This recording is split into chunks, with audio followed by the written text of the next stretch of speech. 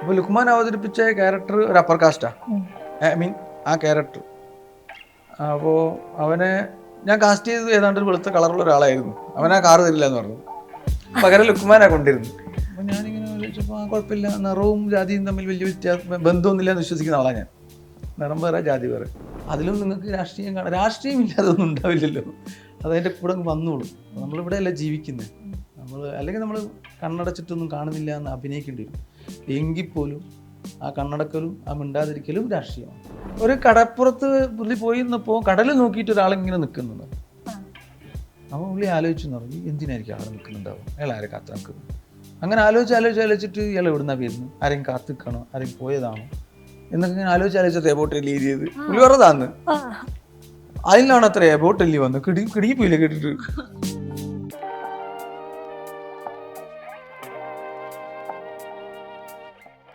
Pain use ചെയ്യാന്നുള്ളത് അർഷൽക്കയുടെ ഒരു trip കിട്ടുന്ന പരിപാടിയാണോ? അപ്പം ഈ കണ്ണുകടവരത്തിലാണെങ്കിൽ ഇയാളുടെ പെയിനിൽ കൂടെയാണ് അയാൾക്ക് മാറ്റം ഉണ്ടാകുന്നത്. ഇപ്പൊ ഈ പറഞ്ഞ പോലെ പുഴുവിൽ വരുമ്പോഴും ഇയാൾക്ക് ഉണ്ടാകുന്ന പെയിൻ അയാൾ വേറെ രീതിയിൽ മാനിഫെസ്റ്റ് ചെയ്യാണ്. അപ്പം മറ്റേ ഉണ്ടയിലെടുത്തു കഴിഞ്ഞാൽ ഇയാൾക്ക് ഉണ്ടാകുന്ന ഇൻസൾട്ട് എന്നാണ് ഇയാള് അവിടെ പോയി പറയണം, ബുള്ളറ്റ്സ് കൊണ്ടുവരാൻ അവിടെ പറയണം എന്ന് പറഞ്ഞിട്ട് ഇയാൾ ഇറങ്ങിത്തിരിക്കുന്നത്, ഇയാളൊരു ലീഡറായിട്ട് പിന്നീട് മാറുന്നത്. ഈ പെയിനിന് എത്രത്തോളം ഇമ്പോർട്ടൻസ് എഴുത്തിലുണ്ടാവും? അത് നമ്മുടെ ലൈഫായിട്ട് ബന്ധപ്പെട്ടിട്ടായിരിക്കും. ചെറുപ്പത്തിൽ ഒരുപാട് പെയിനൊക്കെ അനുഭവിച്ചുകൊണ്ടായിരിക്കാം എനിക്ക് തോന്നുന്നു. ഞാനിപ്പോഴാണ് ശ്രദ്ധിക്കുന്നത്, അങ്ങനെയൊന്നും അതിനെ ആലോചിച്ചിട്ടൊന്നുമില്ല. നമ്മൾ അങ്ങനെയല്ല, ഇപ്പം ഏതൊരു പടത്തിലില്ലേ ഇൻസൾട്ടാണ് ഇൻവെസ്റ്റ്മെൻറ്റ് എന്നൊക്കെ പറയും പോലെ ഇതൊക്കെ ഇങ്ങനെ കുറേ അനുഭവിച്ചു കൊണ്ടുവന്നായിരിക്കാം എനിക്കറിയില്ലത്. പക്ഷെ ക്യാരക്ടറിനോട് നമുക്കൊരു എമ്പതി തോന്നുക, ആർട്ടിസ്റ്റിന് അത് അഭിനയിക്കാനൊരു ഹാരമുണ്ടാവുക, ഇതൊക്കെ ചെയ്യുമ്പോൾ അതിലെല്ലാ ഷെയ്ഡ്സും വരണമല്ലോ, അപ്പോഴല്ലേ, അല്ലെങ്കിൽ ഫ്ലാറ്റായി പോലെ. അപ്പോൾ നമ്മളിപ്പോൾ എന്തൊക്കെ പറഞ്ഞാലും മനുഷ്യന്മാർ ഒറ്റയ്ക്ക് ഇരിക്കുമ്പോൾ അവന് എല്ലാതരം ഇമോഷൻസും അവനുള്ളിലുണ്ടല്ലോ. അപ്പോൾ അത്തരം കാര്യങ്ങൾ വളരെ മൈന്യൂട്ടായിട്ട് നമുക്ക് സ്ക്രീനിൽ കൊണ്ടുവരാൻ പറ്റുക, എഴുത്തിൽ കൊണ്ടുവരാൻ പറ്റുക എന്നുള്ളത് ഒരു ചാലഞ്ചല്ലേ. ഞാനൊക്കെ എപ്പോഴും എനിക്കതിൽ ഞാൻ പിന്നെ അസർ ഫർഹാദിയുടെ ഒക്കെ എഴുത്തിലാണ് ഞാൻ അങ്ങനെയൊക്കെ എഴുതണം എന്നൊക്കെയായിരുന്നു നമ്മൾ ആഗ്രഹം. അതൊരിക്കലും പറ്റുമെന്ന് അറിയില്ല, പക്ഷേ അതൊക്കെ കണ്ടിട്ട് ഇങ്ങനെ കൊതിച്ചിരിക്കും, എങ്ങനെയാണ് ഇദ്ദേഹം ഇങ്ങനെ ഇത്ര. എനിക്ക് കണ്ടിരുന്നു പുള്ളിനെ, ഞാൻ ഇങ്ങനെ ചോദിച്ചിരുന്നു. അപ്പോൾ ചിലപ്പോൾ പുള്ളി ഇങ്ങനെ തന്നെ കേട്ടോ പറയുന്നത്, ഞാനങ്ങനെ ആലോചിച്ചില്ല എന്നാ പറയാം. പക്ഷേ നമുക്കറിയാമല്ലോ, നമ്മളിപ്പോൾ അവസാനത്തെ ഹീറോ കാണുമ്പോൾ പോലും ആദ്യം നമ്മൾ എബോട്ടല്ലി കണ്ട് ത്രില്ലടിച്ചു, ഓരോന്ന് കാണുമ്പോഴും ഈ ക്യാരക്ടറിൻ്റെ ഷെയ്ഡ്സ് വരുന്നത്. അപ്പം അങ്ങനെയൊക്കെ എഴുതണം എന്നൊക്കെ ഉണ്ട്, എഴുതാൻ ശ്രമിക്കലുണ്ട്. ചിലപ്പോൾ നടക്കും, ചിലപ്പോൾ നടക്കില്ല. ഈ വർക്ക്ഷോപ്പിന്റെ ഒരു മേജർ ടേക്ക് അവേ എന്തായിരുന്നു? നമുക്ക് എല്ലാവർക്കും ഭയങ്കര നമ്മുടെ കേരളത്തിൽ ഞാനൊരു വർക്ക്ഷോപ്പ് അറ്റൻഡ് ചെയ്യാൻ വേണ്ടി, അതായത് എന്നെ വെച്ചിട്ട് വർക്ക്ഷോപ്പ് ഉണ്ടായിരുന്നു അവിടെ, അതിന് പോയതാണ് ഞാൻ അതിൻ്റെ ഗസ്റ്റായിട്ട്. അപ്പോൾ അവിടെ ഇങ്ങനെ ഒരു പരിപാടി ഉണ്ടെന്ന് യാദൃശ്യമായിട്ട് അറിഞ്ഞു. അപ്പോൾ അറിഞ്ഞപ്പോൾ അതിന് ഫീസൊക്കെ ഉണ്ട്, പിന്നെ എൻ്റെ ടിക്കറ്റ് ഒക്കെ മാറ്റിയൊക്കെ വേണം. അപ്പോൾ സുഹൃത്തുക്കളെല്ലാം കൂടിയിട്ട് ഉത്സാഹിച്ചിട്ട് അവരെന്നെ ടിക്കറ്റൊക്കെ എടുത്ത് ഫീസൊക്കെ കൊടുത്തിട്ട് അങ്ങനെ അറ്റൻഡ് ചെയ്തു. പക്ഷേ ഞാനുണ്ടായിരുന്നു, ഇപ്പോൾ ബ്ലൈൻഡ് ഫോൾഡിൻ്റെ ഡയറക്ടർ ഉണ്ടായിരുന്നു, സക്കരിയ ഉണ്ടായിരുന്നു. സക്കരിയ ഇവർ ഞങ്ങൾ മൂന്ന് കാര്യങ്ങൾക്കായിട്ട് എത്തിയതാണ് അവിടെ. അപ്പോൾ അത് സത്യത്തിൽ അതൊരു മീഡിയ സ്കൂൾ നടത്തുന്ന സ്റ്റുഡൻസിന് വേണ്ടി നടത്തുന്ന ഒരു വർക്ക്ഷോപ്പായിരുന്നു. അതുകൊണ്ട് എന്താ വെച്ചാൽ സിനിമാക്കാരായിട്ട് ഞങ്ങൾ കുറച്ച് പേരെ ഉണ്ടായിരുന്നുള്ളൂ, മലയാളികൾ. അതുകൊണ്ട് ഞങ്ങൾക്ക് കുറച്ച് അധികം സമയം സംസാരിക്കാൻ കിട്ടി. ഞങ്ങളിങ്ങനെ കേരളത്തിൽ നിന്ന് ഇങ്ങനെ സിനിമ ഉണ്ടാക്കുന്ന ആളാണെന്ന് ഞങ്ങൾക്കൊക്കെ കാണിച്ചു കൊടുക്കാൻ ട്രെയിലറും ഇതൊക്കെ ഉണ്ടല്ലോ. അപ്പോൾ അങ്ങനെയുള്ള ആൾക്കാർ അവിടെ കുറവായി ഇല്ലയെന്ന് തോന്നുന്നുണ്ട്. ഞങ്ങൾ പരിചയപ്പെട്ടിൽ ബാക്കിയെല്ലാം സ്റ്റുഡൻസാണ്, അധികം പാർസികൾ അവിടെ നിന്ന് വന്ന ആൾക്കാർ. അപ്പോൾ കുറച്ചധികം സമയം 2 ദിവസവും പിന്നെ പുള്ളി കുറച്ചധികം സമയം ഞങ്ങളോട് സംസാരിക്കും, ഞങ്ങളുടെയൊക്കെ വർക്കുകൾ സാമ്പിൾസ് കണ്ട്. അപ്പോൾ അത് നല്ലൊരു അനുഭവമായിരുന്നു. പിന്നെ എന്താ വെച്ചാൽ ഒരു പേഴ്സണൽ സന്തോഷം എന്ന് വെച്ചാൽ ഈ എബോട്ടല്ലി എങ്ങനെയാണ് തുടങ്ങിയത് എന്ന് പുള്ളി പറഞ്ഞത് 2 പടത്തിൻ്റെ പറഞ്ഞു എന്തായിരുന്നു. അത് എൻ്റെയൊക്കെ ലൈഫായിട്ട് ഭയങ്കര സാദൃശ്യമുള്ളതുകൊണ്ട് ഹരം കിട്ടി. പിന്നെ ഇതൊക്കെ ഇവിടെ പറയാമല്ലേ. അപ്പോൾ അതായത് ഒരു കടപ്പുറത്ത് പുള്ളി പോയി നിന്നപ്പോൾ കടൽ നോക്കിയിട്ട് ഒരാളിങ്ങനെ നിൽക്കുന്നു. അപ്പോൾ പുള്ളി ആലോചിച്ചെന്ന് പറഞ്ഞു, എന്തിനായിരിക്കും ആൾ നിൽക്കുന്നുണ്ടാവും, അയാൾ ആരെ കാത്തു നിൽക്കുന്നു. അങ്ങനെ ആലോചിച്ചിട്ട് ഇയാൾ എവിടുന്നാ വരുന്നു, ആരെയും കാത്തു നിൽക്കണോ, ആരെയും പോയതാണോ എന്നൊക്കെ ഇങ്ങനെ ആലോചിച്ച് എബോട്ടല്ലി ചെയ്ത് പുള്ളി പറഞ്ഞതാന്ന്. അതിലാണ് അത്ര ബോട്ടല്ലി വന്നു കിടിപ്പോയില്ല കേട്ടിട്ട്. അതേസമയത്ത് അപ്പം ഞാൻ അത് സ്റ്റേജിൽ നിന്നാണ് പറഞ്ഞത്, വേറെ ആരോടോ ചോദ്യത്തിന് ഉത്തരമായിട്ട് പറഞ്ഞു. പിന്നെ പേഴ്സണലി കണ്ടപ്പോൾ ഞാനിങ്ങനെ, കാരണം വെച്ചാൽ എനിക്ക് ഹീറോ കണ്ടില്ലേ, ഹീറോ എങ്ങനെ ഉണ്ടായത് എന്നുള്ളത് ചോദിച്ചു ഞാൻ. അപ്പം പുള്ളി ഒരു ഹീറോ ഒരു പത്രവാർത്തയിൽ നിന്നാണ്. അപ്പം ഞാൻ ഈ പത്രവാർത്തൻ്റെ ആളാണ്. അപ്പോൾ പത്രവാർത്ത ഒരു ന്യൂസ് കട്ടിങ്ങിൽ നിന്നാണ് ഉണ്ടായത്. അത് മോഷ്ടിച്ച മുതൽ തിരിച്ചു കൊടുത്ത്, നമ്മളിവിടെ സ്ഥിരം വരുന്നില്ല, മോഷ്ടിച്ച മുതൽ തിരിച്ചു കൊടുത്ത് മാതൃകയായി എന്ന് പറയുന്ന പോലത്തെ അതായിരുന്നല്ലോ ഇല്ല ബാഗ് തിരിച്ചു കൊടുത്തത്. അപ്പോൾ ആ വാർത്തയിൽ നിന്നാണ് അത് ഉണ്ടായെന്ന് പറഞ്ഞപ്പോൾ പിന്നെ പുള്ളിയിലൂടെ ഞാൻ പറഞ്ഞില്ലേ, അത് പറഞ്ഞു ഫലിപ്പിക്കും. അപ്പോൾ അത്തരമൊരു വാർത്തയിൽ നിന്നാണ് വള ഉണ്ടായത്. ഓക്കെ, അതിപ്പോ പറയാൻ പറ്റില്ല, സ്പോയിലർ കേട്ടാവും.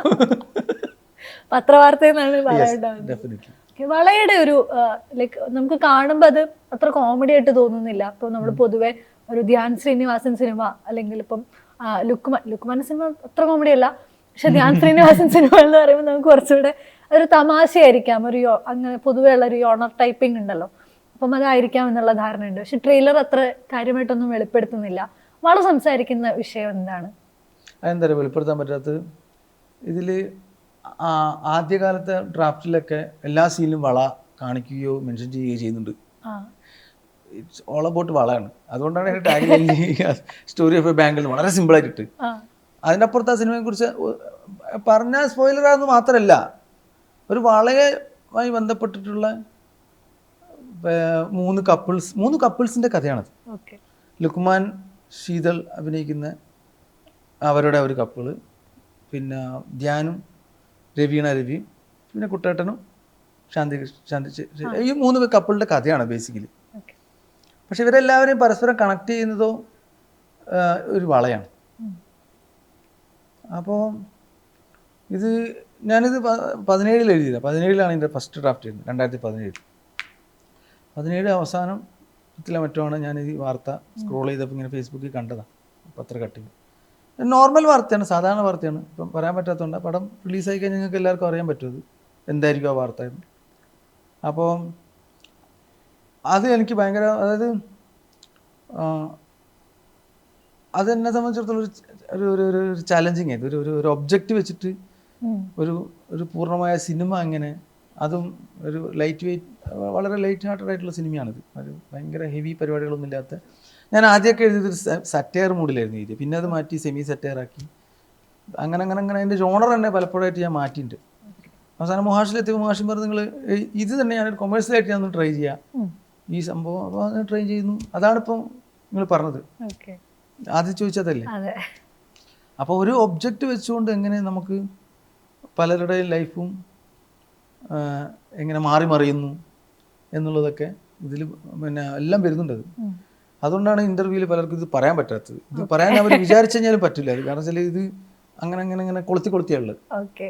ഒരു സാധനം മാത്രം പറയാൻ കഴിയില്ല. അതുകൊണ്ട് ഏറ്റവും എളുപ്പത്തിൽ പറയാൻ പറ്റുന്ന സംഭവം ഒരു വളയുമായി ബന്ധപ്പെട്ടിട്ടുള്ള ഒരു 3 കപ്പിളുടെ ജീവിതം ആണ് അതായത് ഫ്രണ്ട് റോളിൽ വരുന്നത്. അത് പക്ഷെ ആരുടെയൊക്കെ ജീവിതമുള്ള സിനിമ കണ്ടു കഴിഞ്ഞാൽ എനിക്ക് മനസ്സിലാവും. എന്തായാലും പിന്നെ അതൊരു വെറും സിനിമ ആയിരിക്കില്ല. നമ്മളത് പ്രതീക്ഷിക്കുന്നില്ല. വെറും സിനിമ അതായത് ഒരു എൻഗേജിങ് ആയിട്ടുള്ള കഥ പറച്ചിലും, പിന്നെ ഫണ്ടിന് വേണ്ടിയിട്ട് ഫണ്ടൊന്നുമില്ല, പക്ഷെ ചില സിറ്റുവേഷൻസൊക്കെ ഫണ്ട് ഉണ്ടാക്കാം. അതുകൊണ്ട് നിങ്ങൾക്ക് ചിലപ്പോൾ ചിരി വന്നേക്കാം. അങ്ങനെയൊക്കെയാണത്. ഇന്ന ജോണർന്ന് ആർക്കും പറയാൻ പറ്റാത്ത അതുകൊണ്ടാണ് ഇതിലെല്ലാം വരുന്നുണ്ട്. ഇതിൽ ഈ വളയുമായി ബന്ധപ്പെട്ട 3 കപ്പിൾസ് യാത്രയിൽ ഇമോഷൻ വരുന്നുണ്ട്. ഇമോഷനിലെ ഘട്ടം വരും. ചിലപ്പം തല്ലുകൂടേണ്ടി വരും, തല്ലുകൂടും. അല്ലാതെ തല്ലുപാടല്ല, ഇത് തല്ലുകൂടേണ്ട അവസ്ഥ വരികയാണ്. അപ്പോൾ എല്ലാ ഇമോഷനിലൂടെയും ഇതിങ്ങനെ നമ്മളെ കൊണ്ടുപോകും ഈ വള. അങ്ങനെയാണ് എഴുതിയത്, അങ്ങനെയാണ് ഇപ്പോൾ എടുത്തിരിക്കുന്നത്. ജനങ്ങൾക്ക് ഇഷ്ടപ്പെടുന്നതാണ് എൻ്റെ ഒരു, ഞങ്ങളെല്ലാവരും വിചാരിക്കുന്നത് ജനങ്ങൾ സ്വീകരിക്കുന്നതാണ്. ഇതൊരു പുതിയ പരിപാടിയായിട്ട് നോക്കാം. നിങ്ങളെ പടങ്ങളെല്ലാം എടുത്തു കഴിഞ്ഞാൽ അത് വളരെ സ്ലോലി എസ്റ്റാബ്ലിഷ് ചെയ്തിട്ട് ഒരു കഥാവസാനത്തിലേക്ക് പോകുന്നതാണല്ലോ. അപ്പോൾ പ്രത്യേകിച്ച് ഒരു റീൽ യുഗത്തിലേക്ക് വരുന്ന സമയത്ത് ആളുകളുടെ അറ്റൻഷൻ സ്പാൻ കുറയാണ്, ആളുകൾ അങ്ങനെ ഇരിക്കില്ല. അതുകൊണ്ട് കൊമേഴ്ഷ്യൽ പടങ്ങളുടെ പേസ് കൂട്ടണം എന്നുള്ളൊരു ഫാക്ടർ പലരും പറയാറുണ്ട്. അത് പെട്ടെന്ന് ഇവന്റുകൾ നടന്നു പോവുക, പെട്ടെന്ന് കാര്യങ്ങൾ സംഭവിക്കുക, ആളുകൾ ശ്രദ്ധ പെട്ടെന്ന് മാറ്റിക്കൊണ്ടേയിരിക്കുക എന്ന് പറയുന്ന ഒരു ചലഞ്ച് പല എഴുത്തുകാരും പറയാറുണ്ട്. അങ്ങനെ എപ്പോഴേലും തോന്നിയിട്ടുണ്ടോ? പ്രത്യേകിച്ച് വളയിലേക്ക് വരുമ്പോൾ കൊമേഴ്ഷ്യൽ ആയിട്ടൊരു കഥ അവതരിപ്പിക്കുകയാണല്ലോ. അതിൽ ഈ സ്പീഡ് എന്ന് പറയുന്ന ഫാക്ടർ ക്രൂഷ്യൽ ആണെന്ന് തോന്നിയിട്ടുണ്ടോ? അതായത് നമ്മൾ എസ്റ്റാബ്ലിഷ് ചെയ്യാൻ ഓരോന്നിനും അധികം സമയമെടുക്കരുതെന്ന് തോന്നിയിട്ടുണ്ട്. അത് വളയിലുണ്ട്, എല്ലാത്തിലും ഞാൻ ശ്രമിക്കലുണ്ട്. ചില സമയത്ത് ഇതൊക്കെ ഇതാണല്ലോ നമ്മള് ആനുപാതികം. നമുക്കറിയില്ല ഇത് ചിലർക്ക് ബോറടിക്കുന്നു, ചിലർക്ക് ബോറടിക്കില്ല, ചിലർക്ക് ഭയങ്കര സ്പീഡായി തോന്നും. പക്ഷെ നമ്മൾ സാധാരണ ഇത് തിരക്കഥ ശാസ്ത്ര പ്രകാരമുള്ള ആ 15 മിനിറ്റിൽ സിക്സാക്ക് പരിപാടിയൊക്കെ കഴിയുന്നതും ഉണ്ടാക്കാൻ ശ്രമിക്കലുണ്ട്. 15 മിനിറ്റ് കഴിയുമ്പോൾ എന്തെങ്കിലും സംഭവിക്കണം എന്നൊക്കെ നോക്കലുണ്ട്. അത് ചിലപ്പോൾ വളരെ ഡീഫാൾട്ട് തന്നെ സ്വാഭാവികമായിട്ട് വരും.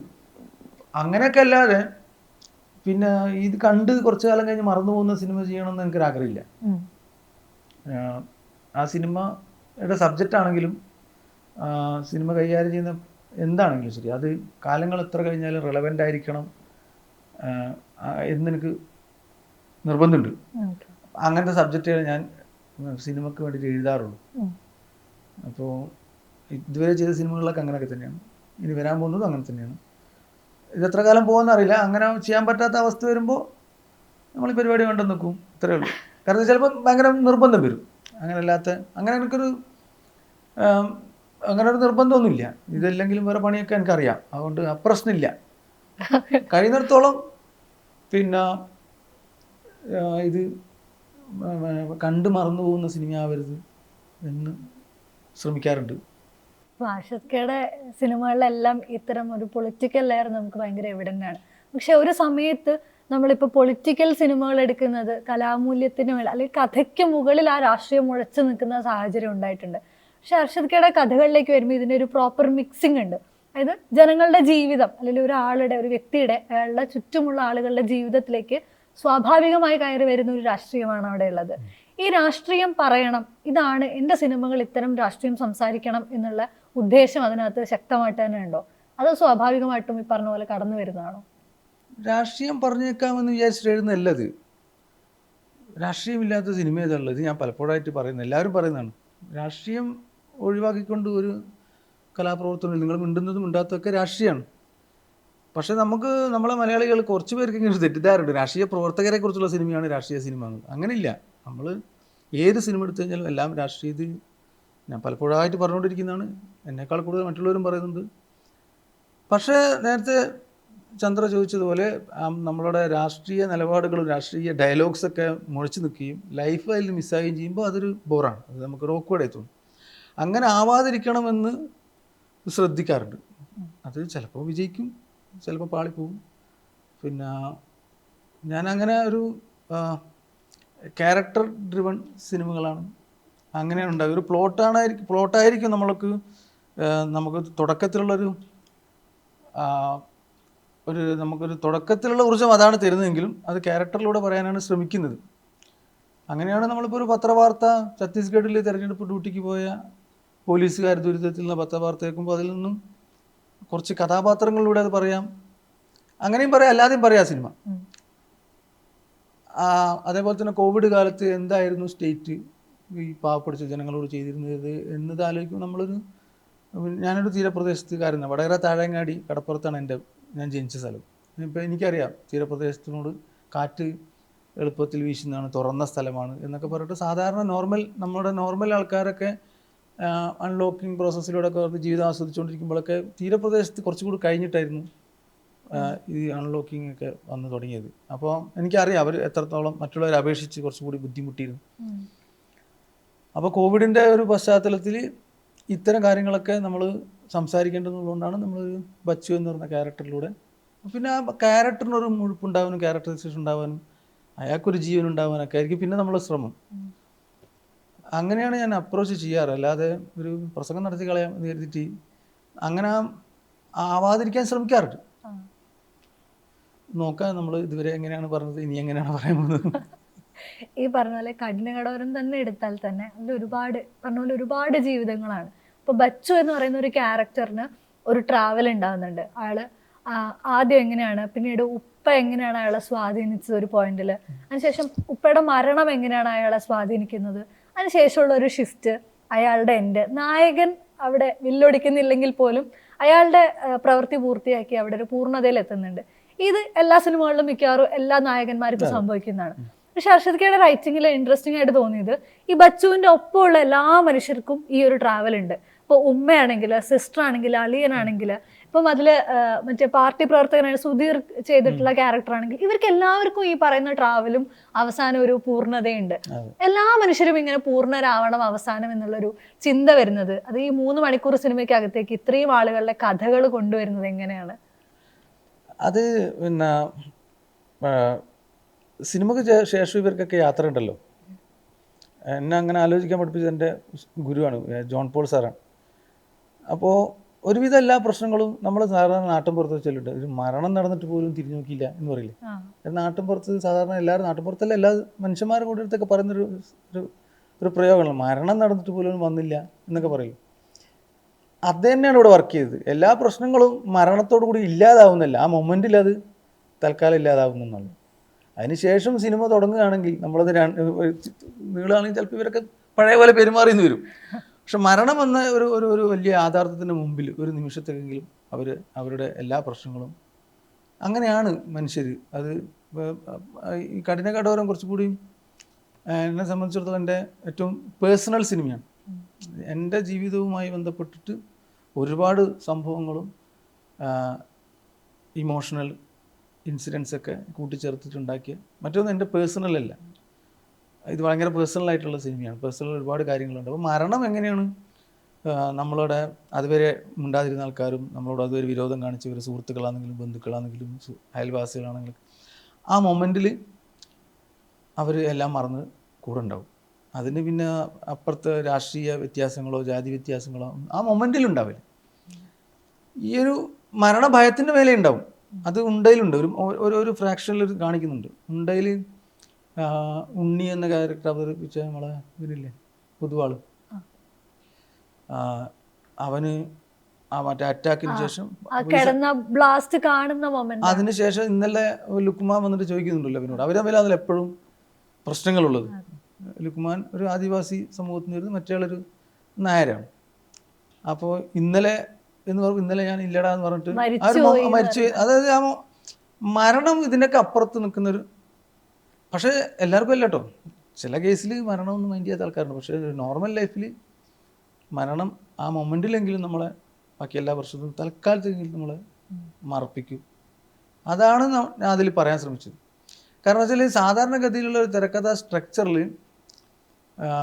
ബാക്കി, അതായത് ബച്ചുവിൻ്റെതും സുഹൃത്തുക്കളുടെയൊക്കെ കുറേ പ്രശ്നങ്ങളുണ്ട് വീട്ടിൻ്റെ അകത്ത് നമ്മൾ എസ്റ്റാബ്ലിഷ് ചെയ്യുന്നു തുടക്കത്തിൽ. അതായത് ഈ മരണം സംഭവിക്കുന്നതിന് തൊട്ടുമുമ്പ് ബച്ചുവിൻ്റെ സർവൈവലായിട്ടുള്ള കാര്യങ്ങളുണ്ട്, ബച്ചുവിൻ്റെ പെങ്ങളുടെ ഒരു ചെറിയ ഒരു ഡിവോഴ്സ് ആയിട്ട് ബന്ധപ്പെട്ടുള്ള പ്രശ്നങ്ങളുണ്ട്, അങ്ങനെ പലതരം പ്രശ്നങ്ങളുണ്ട്. ഇതെല്ലാം പരിഹരിച്ചതിന് ശേഷമാണ് നമ്മൾ മെയിൻ പ്ലോട്ടിൽ കടക്കേണ്ടതുള്ളൂ. ഓക്കെ, ഇനി എല്ലാ പ്രശ്നവും പരിഹരിച്ച് ഇനി നമുക്ക് ഈ വാപ്പയെ കൊല്ലാം. പക്ഷേ ആ സിനിമയിൽ അങ്ങനെയല്ല. ആ മരണത്തോട് കൂടിയിട്ടാണ് എല്ലാവരും, അത് ആ റഷീദ് അളിയൻ എന്ന് പറഞ്ഞ നമ്മളെ ബിനു പപ്പു ചെയ്യുന്ന ക്യാരക്ടർ അവളടുത്ത് വരുന്നത് ആ മരണത്തിൻ്റെ ആനുകൂല്യത്തിലാണ്. പക്ഷെ അവിടെ എത്തുമ്പോൾ അയാൾ വളരെ ജെന്യൂനായിട്ടാണ് സംസാരിക്കുന്നത്, അവൻ ഐ എം സോറി പറയുന്നുണ്ട് അവൻ. പക്ഷെ അതിനൊക്കെ കാരണം ഈ മരണമാണ്. അപ്പോൾ ആ മരണത്തെ അങ്ങനെ തന്നെയാണ് അതിനെക്കുറിച്ചുള്ള അധികം റിവ്യൂസ് വന്നത്. ഒരുവിധം എല്ലാ വീട്ടിലും എല്ലാവർക്കും ആരെങ്കിലുമൊക്കെ മരിച്ചിട്ടുണ്ടാവുമല്ലോ. അപ്പോൾ അതുകൊണ്ട് തന്നെ അത് എൻ്റെ വീട്ടിൽ ഒരുപാട് ആളിങ്ങനെ മരിച്ചിട്ടുണ്ട്. എൻ്റെ വാപ്പ മരിച്ചിട്ടുണ്ട്, വാപ്പാൻ്റെ ഓർമ്മ ഉണ്ട്, എൻ്റെ സുഹൃത്ത്, എല്ലാ രംഗത്തും ഉണ്ടായ ചെറിയ ചെറിയ ഇവൻസുകൾ ഞാൻ അതിൽ ഉപയോഗിച്ചിട്ടുണ്ട്. എൻ്റെ വാപ്പൻ്റെ ആണെങ്കിലും എൻ്റെ ഒരു അടുത്ത സുഹൃത്തുണ്ട്, മരിച്ചിട്ടിപ്പോൾ 5-8 വർഷമായി, ഇങ്ങനെ പെട്ടെന്ന് മരിച്ചു പോയതാണ്, ഹാർട്ട് അറ്റാക്കായിട്ട്. പിന്നെ എൻ്റെ ഉമ്മയുടെ അനിയത്തിൻ്റെ, ഏറ്റവും ചെറിയ അനിയത്തിൻ്റെ ഭർത്താവുണ്ട്, ചെറിയ പ്രായത്തിൽ ഗൾഫിൽ വെച്ച് മരിച്ചു പോയത്. അവന് ഇതുപോലുള്ള ഒരു പൊടിമില്ലിലായിരുന്നു പണി. നാട്ടിൽ ഇതുപോലെ സാധാരണ ഒരു മില്ലിലായിരുന്നു പണി. പിന്നീട് ആ മുതലാളി രക്ഷപ്പെട്ട് വലിയ ആളായപ്പോൾ മുതലാളി ഗൾഫിൽ പോയി ഇത് പാക്കറ്റിലാക്കി വെക്കുന്ന സംവിധാനം തുടങ്ങിയപ്പോൾ അവൻ അവിടെ നിന്ന് കൊണ്ടുവന്നു. അപ്പോൾ അവിടെ നിന്നാണ് അവൻ മരിക്കുന്നത് വർഷങ്ങൾക്ക് ശേഷം. അപ്പോൾ ഇങ്ങനെ കുറേ വ്യക്തിപരമായ കാര്യങ്ങളൊക്കെ എക്സാക്ട്ലി അതുപോലെയല്ല, അതിൽ നിന്നൊക്കെ ഊർജ്ജം ഉണ്ടാക്കിയിട്ട് വളരെ പേഴ്സണലായിട്ടുള്ള, അതിലും നിങ്ങൾക്ക് രാഷ്ട്രീയം കാണാം, രാഷ്ട്രീയമില്ലാതൊന്നും ഉണ്ടാവില്ലല്ലോ, അതതിൻ്റെ കൂടെ വന്നോളും. നമ്മളിവിടെ അല്ല ജീവിക്കുന്നത്, അല്ലെങ്കിൽ നമ്മൾ കണ്ണടച്ചിട്ടൊന്നും കാണുന്നില്ല എന്ന് അഭിനയിക്കേണ്ടി വരും. എങ്കിൽ പോലും ആ കണ്ണടക്കലും ആ മിണ്ടാതിരിക്കലും രാഷ്ട്രീയമാണ്. ഇത് മുൻപ് വെട്രിമാരൻ പറഞ്ഞൊരു വാക്ക് ഇപ്പം ഇത് പറഞ്ഞപ്പോൾ കണക്റ്റായി തോന്നി. നിങ്ങളൊരു രാഷ്ട്രീയ സിനിമ എടുക്കുകയാണെങ്കിലും അല്ലെങ്കിലും നിങ്ങൾ ചെയ്യുന്ന സിനിമയിൽ സ്ത്രീകളെയും ദളിതരെയും നിങ്ങൾ എങ്ങനെ കാണിക്കുന്നോ അത് നിങ്ങളുടെ രാഷ്ട്രീയമാണെന്ന് പറയുന്നുണ്ട്. അർഷദ്ക്കയുടെ കഥകളിലെല്ലാം സ്ത്രീകൾ വളരെ ശക്തമാണ് ക്യാരക്ടർ. ഇപ്പം ഉണ്ടയിൽ സ്ത്രീകളെ ആരെയും കാണിക്കുന്നില്ല, അല്ലെങ്കിൽ ആ കഥ ഒരു സ്ത്രീയെ ഡിമാൻഡ് ചെയ്യുന്നില്ല. അവിടെ പോലും മണിസാറിന്റെ ഭാര്യയെ സ്ക്രീനിൽ നമ്മൾ കാണുന്നുണ്ട്. അവരെന്താണ്, അവർ തമ്മിലുള്ള ബന്ധം എന്താണ്, ഈ പറയുന്ന ഓരോ പോലീസുകാരുടെ ജീവിതത്തിലും ആ സ്ത്രീകൾ, അവരുടെ സ്ത്രീകളുണ്ടായിട്ടുള്ള സ്വാധീനം അതിൽ വ്യക്തമായിട്ട് കാണിക്കുന്നുണ്ട്. പുഴുവിലാണെങ്കിൽ പോലും എങ്ങനെയാണ് ഈ വ്യവസ്ഥയ്ക്കുള്ളിൽ പോലുമുള്ള സ്ത്രീകൾ എങ്ങനെയാണ് അത് സ്ട്രഗിൾ ചെയ്യുന്നതെന്ന് കാണിക്കുന്നുണ്ട്. ഇത്തരം റെപ്രസെന്റേഷനുകൾ, ഇപ്പം ആദിവാസിയായിട്ടുള്ള ഒരു ക്യാരക്ടറിനെ, ലുക്കുമാന്റെ ക്യാരക്ടർ കാണിക്കുന്നുണ്ട്. ഇത്തരം ഈ ക്യാരക്ടറുകളെ, അല്ലെങ്കിൽ ദളിതരെ, ആദിവാസികളെ, സ്ത്രീകളെയൊക്കെ ഇത്ര സിഗ്നിഫിക്കൻ്റ് ആയി തന്നെ സിനിമകളിൽ കാണിക്കണം, അത് വന്നു പോകേണ്ടതാണ് സ്വാഭാവികമായിട്ടും എന്നുള്ളൊരു ആശയത്തിന് പുറത്താണോ അത് വരുന്നത്? സ്വാഭാവികമായിട്ട് വന്നാണ് അവതരിപ്പിക്കുമ്പോൾ അതിലൊരു സത്യസന്ധത കാണിക്കണം എന്ന് മാത്രമേ ഉള്ളൂ. അല്ലാണ്ട് ഓക്കെ ഒരു നായർ വന്നു, ഒരു ഇഴവൻ വന്നു, ഇനി ഒരു ആദിവാസി വരട്ടെ, അങ്ങനെയല്ല.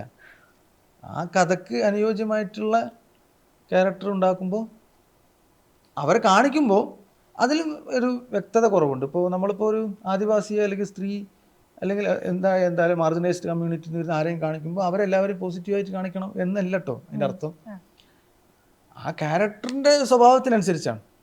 ഇപ്പോൾ സ്ത്രീകൾ, എൻ്റെ എല്ലാ സിനിമകളിലും സ്ത്രീകൾ നല്ലതായിരിക്കും, എൻ്റെ എല്ലാ സിനിമയിലും മുസ്ലിങ്ങൾ നല്ലതായിരിക്കും, അങ്ങനെയൊന്നുമില്ല. നമ്മളൊരു കഥയാണല്ലോ ടോട്ടലി വരുന്നത്. എല്ലാത്തരം ഷെയ്ഡ്സും ഇവിടെ ഈ സൊസൈറ്റിയിൽ എല്ലാ കമ്മ്യൂണിറ്റിയിലും ഉള്ള ആൾക്കാരിലുണ്ടല്ലോ. അപ്പോൾ അങ്ങനെ വേണം അതിനെ കാണാൻ.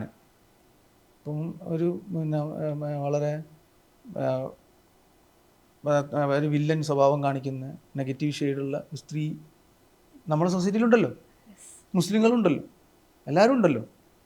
അപ്പം അങ്ങനെ ഒരു കഥയിൽ അത് ആവശ്യമാണെങ്കിൽ അത് സിനിമ ടോട്ടാലിറ്റിയിൽ എന്താണ് ഉൽപ്പാദിപ്പിക്കുന്നത്, എന്താണ് പറയുന്നതാണ് ഈ വരുന്നത്. അല്ലാതെ നമ്മളിങ്ങനെ ഇൻഗ്രീഡിയൻസ് ഉപയോഗിക്കും പോലെ അങ്ങനെയൊന്നും സിനിമ ചെയ്യാൻ പറ്റില്ല. പിന്നെ ഈ സമൂഹത്തിൽ എല്ലാവരും റെപ്രസെൻറ്റേഷൻ ഉണ്ടാകുമല്ലോ. അപ്പോൾ അതിനെ ഉപയോഗിക്കുമ്പോൾ നമ്മളതിനോട് സത്യസന്ധമായിട്ടുള്ള അപ്രോച്ച് കാണിക്കണം എന്ന് മാത്രമേ ഉള്ളൂ. അതിനർത്ഥം എല്ലാവരെയും നല്ലവരായി കാണിക്കുക എന്നല്ല. അങ്ങനെയൊന്നും ആലോചിച്ചിട്ടില്ല. അങ്ങനെ ഭയങ്കര ബോറായി പോലെ. ഈ കഠിനകടോരം വരുന്ന സമയത്ത് പൊതുവെ ഇപ്പം കോഴിക്കോട്, മലപ്പുറം ഭാഗങ്ങളിലുള്ള ഗൾഫുകാരുടെ വീടുകൾ, അതിനൊരു കൺസെപ്റ്റ് നമ്മളുടെ മൈൻഡിലുണ്ട്. ഗൾഫിൽ ജോലിയുള്ള ആൾ, അതിൽ ബച്ചുവിന്റെ കഥാപാത്രത്തിൽ പറയുന്ന പോലും ഉണ്ട്, പുതിയ ഉടുപ്പിടാൻ സാധിക്കുന്നു, പുതിയ ചെരുപ്പിടാൻ സാധിക്കുന്നു, ഉപ്പ ഗൾഫിലാണെന്ന് പറയുന്നു. അപ്പൊ പോലും ആളുടെ വീട് വളരെ സാധാരണമായിട്ടുള്ള വീടാണ്, ആളുടെ ജീവിതം വളരെ സാധാരണമായിട്ടുള്ള ജീവിതമാണ്. എല്ലാ ഗൾഫുകാരും നിങ്ങൾ പറയുന്ന മാതൃകകളിലേക്കുള്ള ഗൾഫുകാരല്ല, അവരുടെ ജീവിതം അങ്ങനെയല്ല എന്നുള്ളൊരു ആഖ്യാനം അവിടെ ഉണ്ടാകുന്നുണ്ടല്ലോ. അതേപോലെ ഈ അച്ഛൻ മകൻ ബന്ധം കൂടെ അതിനകത്ത് വളരെ സിഗ്നിഫിക്കൻ്റ് ആണ്. അതായത് വർഷത്തിൽ 2 വർഷം കൂടുമ്പോൾ ഒരു മാസത്തേക്ക് എത്തുന്ന അച്ഛനെ കണ്ടു വളരുന്ന കുട്ടികളാണ്. അവരെയും കൃത്യമായിട്ട് അടയാളപ്പെടുത്തുന്നു, അവരുടെ ക്യാരക്ടറിനെ അതേ രീതിയിലേക്ക് കൊണ്ടുവരുന്നു എന്നുള്ളതുണ്ടല്ലോ. ഈ പറയുന്ന ഗൾഫുകാരുടെ വീടിനെ പൊളിക്കുന്ന ഒരു കൺസെപ്റ്റ് ആയിരുന്നു കഠിനകടോരത്തിലുള്ളത്. അത് മനഃപൂർവ്വമായിട്ടുള്ള, ഈ പറഞ്ഞ പോലെ പേഴ്സണൽ ടച്ച് ഉണ്ട് എന്ന് പറഞ്ഞു. അപ്പം അല്ല, ഞാൻ അങ്ങനെ എന്തെങ്കിലും പൊളിക്കാനൊന്നും ചെയ്തൊന്നുമില്ല. ഗൾഫിൽ പലതരം രീതികളുണ്ട്. ഇപ്പോൾ നിങ്ങൾ പറയുന്ന 2 കൊല്ലം കൊണ്ട് വരുന്നുണ്ട്, ഇപ്പോൾ അല്ലാത്തവരുണ്ട്. 6 മാസം കൂടുമ്പോൾ വരുന്ന ആൾക്കാരാണ് ഇപ്പോൾ കൂടുതലായിട്ട് കാണുന്നത്, യങ്സ്റ്റേഴ്സൊക്കെ. പക്ഷേ ആ വീട് അങ്ങനെയാണെന്ന് മാത്രമേ ഉള്ളൂ. എൻ്റെ ഒരു അതായത് എൻ്റെ വീട്ടിൽ നിന്ന് ഗൾഫിൽ പോയ എൻ്റെ അമ്മാവനാണെങ്കിലും അവരൊക്കെ ആ സമയത്തൊക്കെ ഇങ്ങനെയായിരുന്നു, 2-3 കൊല്ലം കഴിയുമ്പോഴൊക്കെ. ഇപ്പം എൻ്റെ അനുജന്മാരൊക്കെ ഗൾഫിലാണ്, അവരൊക്കെ 6 മാസം കൂടുമ്പോഴൊക്കെ വരുന്നുണ്ട്. പക്ഷെ ഞാനത് ഇങ്ങനൊരു കുടുംബത്തെ സെലക്ട് ചെയ്തെന്നുള്ളൂ, എന്തെങ്കിലും പൊളിക്കാൻ വേണ്ടിയിട്ട് ചെയ്തൊന്നുമല്ല അത്.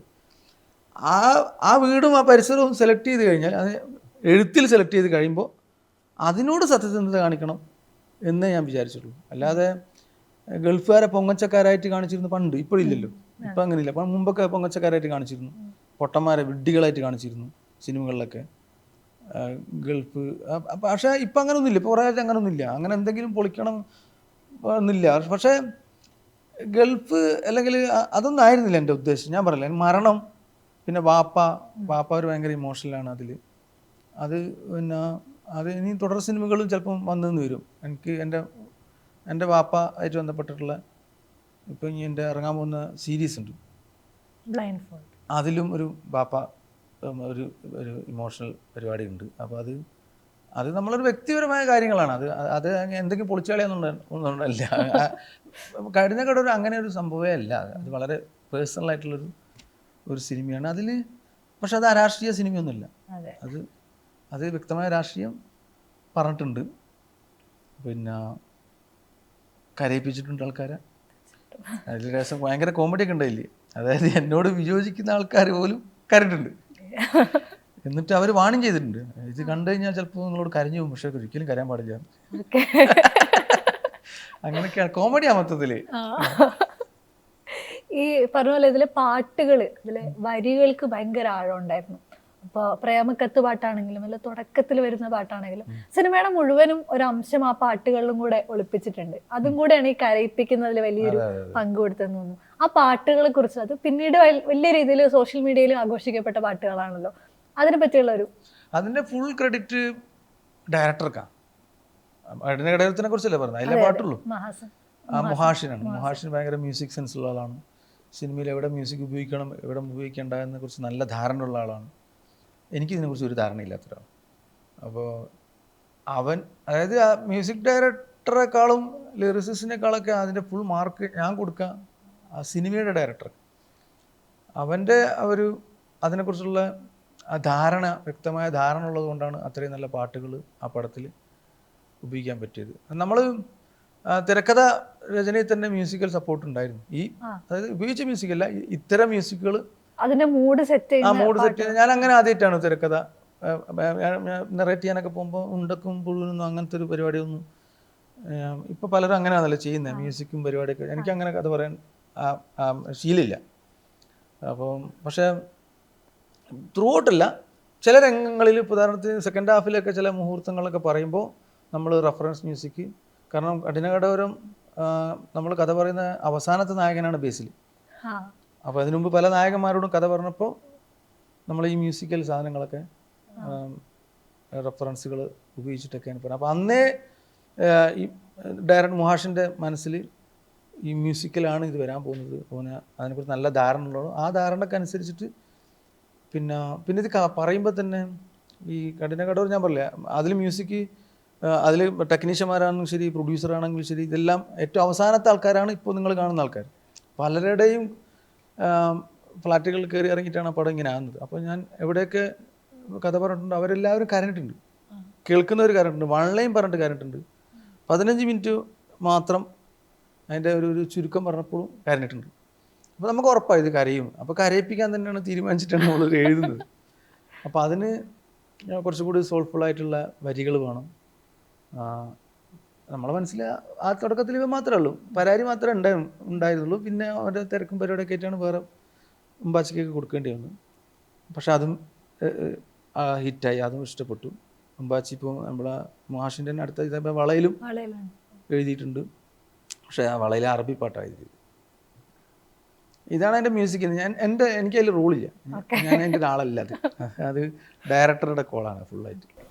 ലുക്കുമാന്റെ കാര്യം എനിക്ക് ചോദിക്കാതിരിക്കാൻ പറ്റില്ല, കാരണം ദയവും 12ഉം അവിടെ തുടങ്ങിയിട്ട് ലുക്കുമാന്റെ കൂടെയുള്ള ഒരു യാത്ര ഉണ്ടല്ലോ. പ്രത്യേകിച്ച് ഉണ്ടയിലേക്ക് വരുന്ന സമയത്ത് അദ്ദേഹത്തിന് സ്റ്റോറി നരേഷൻ തന്നെ ഭയങ്കരമായിട്ട് ഇമ്പാക്ട് ഉണ്ടാക്കുന്ന ഒരു സംഭവമായിരുന്നു. എനിക്ക് തോന്നുന്നു മണിസാറിന്റെ നരേഷൻ പോലെ തന്നെ ആളുകളെ പിടിച്ചിരുത്തിയ നരേഷനായിരുന്നു ലുക്കുമാൻ്റെത്. അതിനുശേഷം വീണ്ടും ലുക്കുമാനുമായിട്ട് ഒന്നിക്കുകയാണ്. അദ്ദേഹത്തിന്റെ ഒരു ജേർണി ത്രൂ ഔട്ട് ഈ 3 വർഷത്തിനിടയിൽ ഉണ്ടായത് ഭയങ്കരമായിട്ട് പല ക്യാരക്ടേഴ്സ് വരുന്നു, സ്വയം ഷോൾഡർ ചെയ്യുന്ന സിനിമകൾ വരുന്നു, ഫിസിക്കലി തന്നെ വലിയ മാറ്റങ്ങൾ ഉണ്ടായിട്ടുള്ള കഥകൾ വരുന്നു. ഒരു ജേർണിയില്ലേ ലുക്കുമാന്റെ, അതൊരു സുഹൃത്ത് എന്നുള്ള നിലയിൽ കൂടെ യാത്ര ചെയ്ത ഒരു സഹപ്രവർത്തകൻ എന്നുള്ള രീതിയിൽ അതിനെ എങ്ങനെയാണ് കാണുന്നത്? അത് ലുക്കുമാന് ഭയങ്കര അധ്വാനിയാണ്, അതായത് ഹാർഡ് വർക്ക് ചെയ്യും, അതാണ് അതിൻ്റെ മെയിൻ തിങ്. പിന്നെ ഭയങ്കര പാഷനേറ്റ് ആണ്, സിനിമ ചെയ്തേ പറ്റുള്ളൂ. കാരണം ഞാൻ കാണുന്നതിന് മുമ്പ് തന്നെ അവൻ സിനിമയ്ക്ക് വേണ്ടിയിട്ട് ഒരുപാട് കാലമായിട്ട് അലഞ്ഞിരി നടക്കുന്നുണ്ട്. അപ്പോൾ ഞങ്ങളൊരു കോമൺ ഫ്രണ്ട് ഉണ്ട്, റയീസ് എന്ന് പറഞ്ഞിട്ട്, ലുക്മാൻ്റെ ആ ഭാഗത്തോട് നാട്ടുകാരൻ തന്നെയാണ്. അപ്പോൾ ഞാൻ ദായം 12 ചെയ്യുന്നത് എൻ്റെ ഒരുപാട് കാലം സിനിമ ചെയ്യാൻ ആഗ്രഹിച്ചിട്ട് എറണാകുളത്ത് നടന്നിട്ട് ഒന്നും നടക്കാതെ പോയപ്പോൾ ഞാൻ എൻ്റെ പെണ്ണുങ്ങളെ പൊന്നൊക്കെ വെച്ചിട്ടാണ് ഞാൻ പടം ചെയ്യുന്നത്. അത് എനിക്ക് സിനിമ ചെയ്തേ പറ്റുള്ളൂ എന്നുള്ള അർത്ഥത്തിൽ. അതിന് എൻ്റെ സൗഹൃദത്തിലുള്ള കുറച്ച് ആൾക്കാരൊക്കെ ഉപയോഗിക്കുന്നു, കൂട്ടുകാരൊക്കെ തന്നെ ഉപയോഗിക്കുന്നത്. അപ്പോൾ അതൊരു റോഡ് മൂവിയാണ്. അപ്പോൾ അതിനൊരു ബൈക്ക് വേണം, ഒരു കാറ് വേണം. അപ്പോൾ ബൈക്ക് നായകൻ സ്പോൺസർ ചെയ്തു. നായകൻ അബു വളയംകുളമായിരുന്നു. അബു വളയംകുളം കാസ്റ്റിംഗ് ഡയറക്ടറായിട്ടുള്ള അബു വളയംകുളം. അപ്പോൾ അവൻ്റെ ബുള്ളറ്റ് അവൻ ഉപയോഗിച്ചു. അപ്പോൾ ബാക്കിൽ ഫോളോ ചെയ്യുന്ന രൂപത്തിൽ ബാക്കിലൊരു കാറ് വേണം. അപ്പോൾ ഈ ചങ്ങായിമാരുടെ അടുത്ത് ആരും കാറില്ല. അപ്പോൾ കാറുള്ള ഒരുത്തന്നെ ഞാൻ കാസ്റ്റ് ചെയ്തു.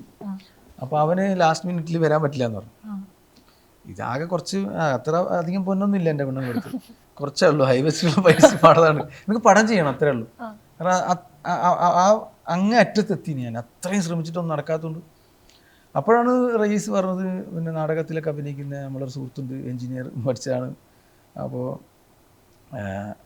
ഞാൻ പറഞ്ഞു വാന്ന് പറഞ്ഞാൽ രാമനാട്ടര ബസ് സ്റ്റോപ്പിൽ വന്ന് ഇവനെയും കൊണ്ടാണ് വന്നത്. അപ്പോൾ എൻ്റെ ആ ക്യാരക്ടർ ഡയമണ്ടിലുള്ള ഒരു ക്യാരക്ടറിന് പേരില്ല, പക്ഷേ അവരെ പെരുമാറ്റം കൊണ്ട് മനസ്സിലാവും അവർ ഏതാ മതം ഏതാ ജാതി ഏതാന്ന് മനസ്സിലാവും.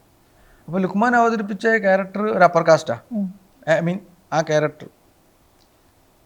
അപ്പോൾ അവനെ ഞാൻ കാസ്റ്റ് ചെയ്തത് ഏതാണ്ട് ഒരു വെളുത്ത കളറുള്ള ഒരാളായിരുന്നു. അവനാ കാറ് തരില്ല എന്ന് പറഞ്ഞത്, പകരം ലുക്മാനാണ് കൊണ്ടിരുന്നു. അപ്പോൾ ഞാനിങ്ങനെ ആലോചിച്ചപ്പോൾ ആ കുഴപ്പമില്ല, നിറവും ജാതിയും തമ്മിൽ വലിയ ബന്ധമൊന്നുമില്ല എന്ന് വിശ്വസിക്കുന്ന ആളാണ് ഞാൻ. നിറം വേറെ ജാതി വേറെ. അങ്ങനെയാണ് ലുക്മാനെ അവൻ അഭിനയിക്കുമെന്ന് പറഞ്ഞു.